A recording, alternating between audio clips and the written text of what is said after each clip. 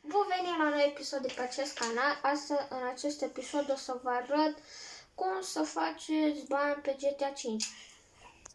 Bun, trebuie să mergem fix aici. Bun, și trebuie să cumpărați 10 sticle de cola.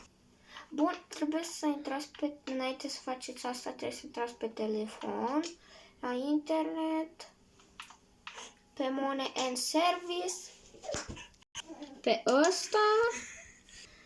Bun, îi dați la market și aici e cola.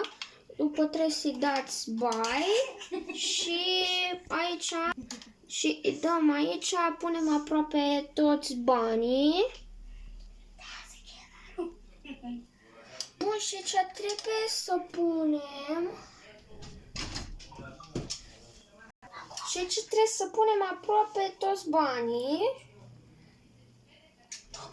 Eu o să pun un pic ca nu o să îi pun pe toți, după îi dai buy, confirm, continue și aici o să vă apară profit. După ieșiți de tot și veniți aici, în locația aceasta, fix aici. Deci aici veniți, este undeva la port și trebuie să cumpărați 10 Coca-Cola din astea. După puteți să veniți aici în spate la astea două automate, ca să o luați și de aici 10. Bun, am luat în jurul la 30 de Coca-Cola-uri și acum trebuie să vă puneți, să vă duceți acasă. Te rog. Bun, ați venit acasă și trebuie să vă culcați.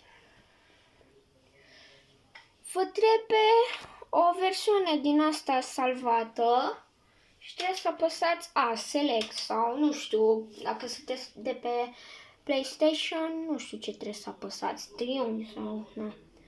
Bun, și acum intrați pe telefon, la internet, Money and Service, pe ăsta și mai profit.